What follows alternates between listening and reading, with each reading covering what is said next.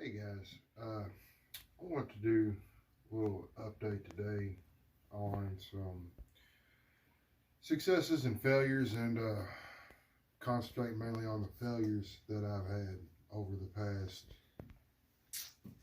4 or 5 days, mainly with this quail setup. But so I went to this bigger setup because I went to a bigger incubator. I'm getting better hatch rates. I'm getting more birds. The other setup was getting crowded, and so I got this bigger one for free and set it up here. I put this one light in here like I had been doing with the other one. I had it down a little bit lower, and they were getting by pretty fine when they were a day or two old, but I didn't account for them growing at the growth rate that they grow out for. So I didn't have but the one light in there, and to make things worse, that one light bulb blew. So by the time I got home from work that day and came down here to check on them and seen that the light was blown, the temperature was already like 67 degrees, and these birds were barely alive. So I quickly grabbed my other brooder light, plugged it up, grabbed all the birds and kind of put them in a pile and held the light down on them. And the ones that were the worst off, I'd pick and hold to my chest and I'd breathe on to try to resuscitate a little life into them. And I lost 4 that day to the cold, but I had originally around 60, 61, I think. But then over the next few days, you know, I switched the light out. Well, they were cuddled up, but I didn't realize how tight they were cuddling. And by the time that I got this other light in place and got a bulb back on it, I done lost like, I think it's 8 more birds. So yeah, kind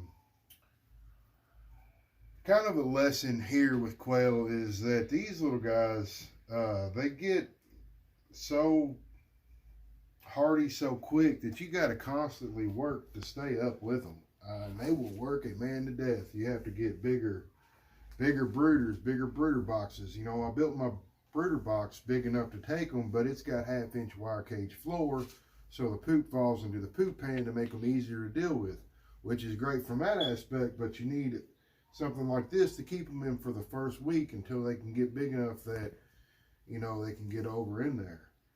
So this was a weak point in my setup. You know, I learned a hard lesson with that. Another hard lesson is I had one with spade leg that I couldn't fix, and I had to cull it today, and that's been about the first bird. I think I've raised about 200 quail now. That's the first one I've had to cull. So, you know, I just dropped him in the deep freeze and just let nature take its course. But you know, it's hard.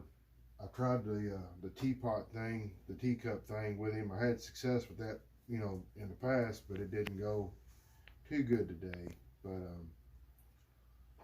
you know, it's just part of it. So I say it's important to cover the success and the failure. So I wanted to let y'all know.